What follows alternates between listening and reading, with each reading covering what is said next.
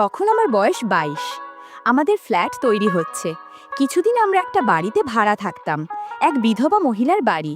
একা থাকতেন তিনি। আমাকে খুব ভালোবাসতেন আর বিশ্বাস করতেন। আমার ধারণা আমি দেখতে খুব একটা ভালো না, কিন্তু মেয়েরা বলে আমি নাকি হ্যান্ডসাম। জানি না তারা কি দেখে আমার ভিতর।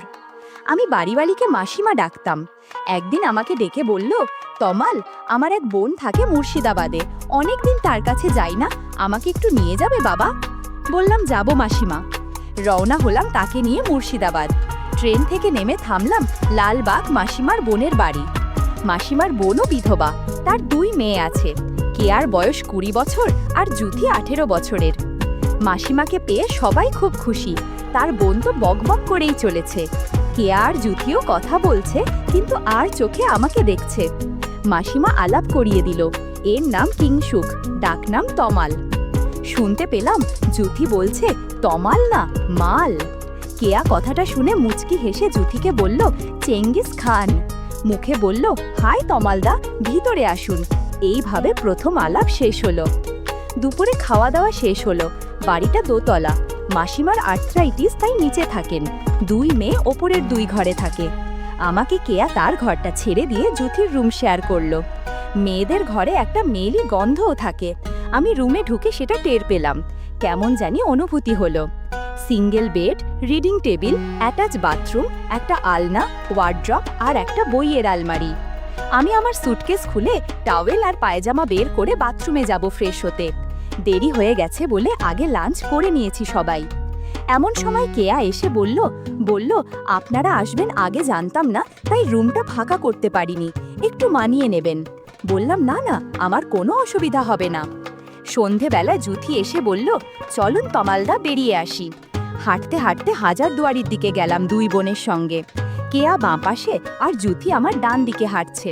একটু পরে একটা ফাঁকা জায়গা এলো। জায়গাটা অন্ধকার, আবছা আলো রয়েছে। অন্ধকারের সুযোগে জুথি আমার ডান হাতটা ধরল। আমার অস্বস্তি বোধ হওয়ায় ও টের পেলেও তবুও হাত ছাড়ল না। কেয়া বলল, তমালদার গার্লফ্রেন্ড কটা? বললাম, নেই। শুনে 2 বোনই হেসে উঠল। বলল, বিশ্বাস করি না। এই রকম কথা বলতে বলতে হেঁটে চলেছি। কিছুক্ষণ ঘুরে বাড়ি ফিরলাম। নিচে বসে সবাই চা খাচ্ছি। কেয়া বলল, আমি ফ্রেশ হয়ে আসি, বলে চলে গেল। আমরা গল্প করতে থাকলাম। কেয়া ফিরল প্রায় 1 ঘন্টা পর। হেসে বললাম, বাথরুমে ঘুমিয়ে পড়েছিলে নাকি? ও কিছু বলল না, শুধু হাসছে, কিন্তু ওর চোখ মুখ কেমন জানি লাল হয়ে আছে, খুব ফ্রেশও লাগছে না। আরও কিছুক্ষণ গল্প করার পর আমি উঠলাম রুমে গিয়ে ফ্রেশ হব বলে। রুমে ঢুকে একটা মেয়েলি গন্ধও পেলাম। বুঝলাম ফ্রেশ হতে কেয়া এই ঘরেই এসেছিল। বাথরুমে ঢুকে বুঝলাম কথাটা সত্যি। সালবার কামাইজ আর পাশে ছোট পোশাক ঝুলছে। খুব অবাক হলাম, এগুলো তো ধুয়ে রাখার কথা, আর না হলে ও এখানে রাখবে কেন? নিজেকে সামলাতে পারলাম না, কাপড়গুলোতে পর্যবেক্ষণ করতে লাগলাম। দারুণ একটা সুগন্ধ আছে। হঠাৎ কে যেন দরজায় নক করলো। এবার কি আপনিও ঘুমিয়ে পড়লেন নাকি? জুথির গলা। বলল, দিদি ওর কাপড় ফেলে গেছে, আমাকে নিতে পাঠিয়েছে। বললাম, আসছি, দাঁড়াও। তাড়াহুড়ো করে ফ্রেশ হয়ে বাইরে এলাম। দেখি জুথি দাঁড়িয়ে আছে। বেরোতে বলল, কি করছিলেন এতক্ষণ? কাকে ভেবে আদর করছিলেন? কান গরম হয়ে গেল। বললাম, ধুর, কি যে বলো। ও কিছু না বলে কাপড়গুলো নিয়ে চলে গেল। এমন সময় কেয়ার গলা পেলাম। বলল, জুথি, তমালদাকে নিয়ে খেতে আয়, ডিনার রেডি। জুথি চমকে উঠে কাপড় ঠিক করে নিল। মুচকি হেসে বলল, ডাকাত। আমার শুকনো মুখ দেখে বলল, আছেন তো কিছুদিন, সব খাওয়াবো, এখন খেতে চলুন। আমি চোখে মুখে জল দিয়ে খেতে গেলাম নিচে। মাসিমার বোন বলল, কোনো অসুবিধা হচ্ছে না তো বাবা? তোমার মেসমশাই মারা যাওয়ার পর 2 মেয়েকে নিয়ে থাকি, যত্ন আত্তি করতে পারি না। ডাল ভাত পেট ভরে খেও বাবা। মুখে বললাম, না না মাসিমা, কি বলছেন এসব? আপনি এসব নিয়ে ভাববেন মা। খাওয়ার পর হাত ধুচ্ছি।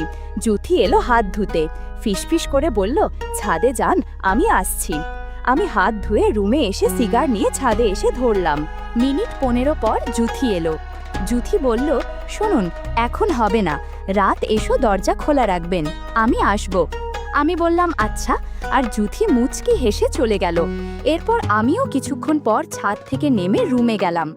এতক্ষণে রুমটা ভালো করে দেখার সুযোগ পেলাম। ঘুরে ঘুরে সব দেখলাম।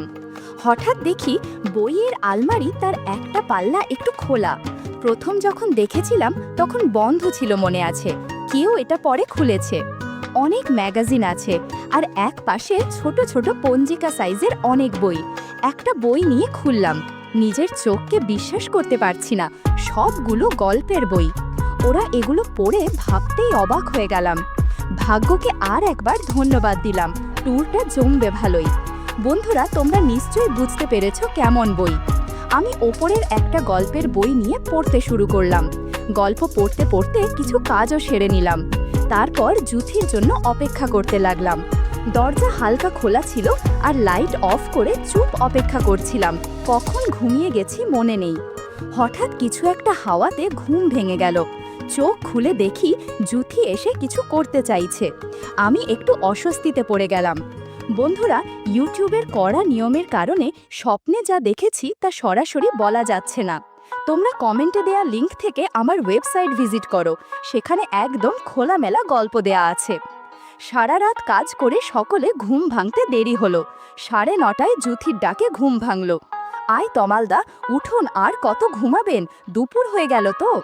উঠে বসলাম বিছানায়, দেখি জুথি চা আর বিস্কুট নিয়ে এসেছে। আমি ওর হাত থেকে চা নিলাম, সাইড টেবিলে রেখে বাথরুমে গেলাম মুখে চোখে জল দিতে।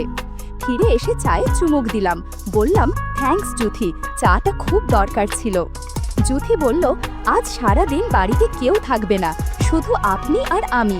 আপনি যা হুকুম করবেন সব করব। আমি চমকে উঠলাম, বাড়িতে কেউ থাকবে না মানে?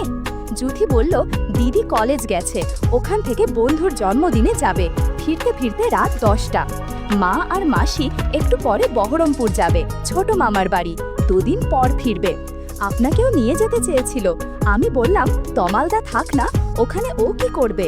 এখানে থাকলে আমাদের পাহারাও দিতে পারবে, মুর্শিদাবাদটাও ঘুরে দেখতে পারবে, তোমরাও নিশ্চিন্তে কদিন ঘুরতে পারবে। তাই রাজি হলো।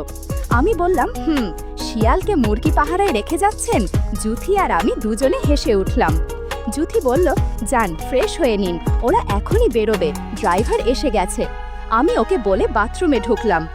10:30 নাগাদ মাসিমারা রওনা হলো। আমাকে বলে গেল, তোমার ভরসায় রেখে গেলাম ওদের, সাবধানে থেকো। বললাম, চিন্তা করবেন না মাসিমা, নিশ্চিন্তে ঘুরে আসুন, আমি দুজনেরই খেয়াল রাখব। গাড়িটা চলে যেতেই জুথি দরজা বন্ধ করলো। সাথে সাথেই কিছু ঘটনা ঘটল। ঘণ্টাখানেক পর দুপুর হয়ে গেছে। দুজনে স্নান করে দুপুরের খাবার খেয়ে নেব। সকাল থেকে লাঞ্চ পর্যন্ত 3 কিস্তিতে কাজ করেছি আমরা। এত কাজ করে দুজনে একটু ক্লান্ত হয়ে পড়েছিলাম। তাই লাঞ্চের পর কেয়া ঘরে, মানে যে ঘরে আমার থাকার ব্যবস্থা হয়েছে, সেখানে দুজনে গল্প করছিলাম। কেয়া ফিরতে এখনো অনেক দেরি, কেবলমাত্র 4টে বাজে। কেয়া ফিরবে 10টা নাগাদ। বললাম, একটা কথা জিজ্ঞাসা করব জুথি, রাগ করবে না তো? জুথি বলল, করো, রাগ করব না। বললাম, কতজনের সাথে সময় কাটিয়েছ আমার আগে? জুথি বলল, এটা কি বলবেই হবে? আমি বললাম, না না, তোমার ইচ্ছা হলে নাও বলতে পারো, তবে আমাকে বললে কোনো ক্ষতি নেই। একটু চুপ করে থেকে জুথি বলল, তোমার আগে 4 জনের সাথে সময় কাটিয়েছি। প্রথম সময় কাটিয়েছি আমার প্রাইভেট টিউটরের সাথে, আমাদের বাড়িতে পড়াতে আসতো সে। তারপর দ্বিতীয়বার সময় কাটিয়েছি আমার এক জামাইবাবুর সাথে, তাদের বাড়িতে বেড়াতে গেছিলাম সামার ভ্যাকেশনে। তৃতীয়বার সময় কাটিয়েছি আমার বয়ফ্রেন্ডের সাথে। চতুর্থবার আমার কাজিন, মানে বড় জেঠুর ছেলের সাথে। পঞ্চম হলে তুমি। একটা কথা বলছি, তোমার সাথে থেকে আমার যতটা ভালো লেগেছে, অন্য কারোর সাথে থেকে ততটা ভালো লাগেনি। আমি বললাম, আর কেয়াও সম্ভবত অনেক মানুষের সাথে সময় কাটিয়েছে। জুথি বলল, ও আমার থেকে অনেক এগিয়ে আছে এই বিষয়ে। গল্প করতে করতে রাত হয়ে এলো। আমি আর জুথি ফ্রেশ হয়ে নিলাম। রাত 10টার আগেই কেয়া বাসায় চলে আসলো। ঘরে ঢুকেই আমাকে একটা ইশারা করলো। বুঝতে পারলাম কাজের জন্য ডাকছে। আমিও তড়িঘড়ি পরে চলে গেলাম কেয়ার রুমে। এদিকে জুথি নিজের রুমে রেস্ট করছে। বেচারির ওপর দিয়ে অনেক ধকল গেছে। আমি কেয়ার রুমে যেতেই দেখি একটা হালকা নাইটি পরে বসে আছে। অনেক অজানা কিছু দেখা যাচ্ছিল রুমের মধ্যে। ধীরে ধীরে রুমের হাওয়া বদলাতে থাকে। এখানে ঘুরতে এসে আমার ভাগ্য বদলে যায়। একদিনে এত কিছু হয়ে যাবে কোনোদিন ভাবিনি। 40 মিনিট পর কেয়ার আম্মু আমাকে ফোন দিয়ে বলল, আমার 2 মেয়ে কি ভালো আছে বাবা? আমি বললাম, ওরা অনেক সুখে আছে মাসিমা, আপনারা চিন্তা করবেন না, অনেক যত্নে রেখেছি। আমার কথাগুলো কেয়া শুনছিল আর মুচকি হাসছিল। এভাবে ততদিন সময় কাটতে লাগলো যতদিন না তারা বাড়িতে আসছে।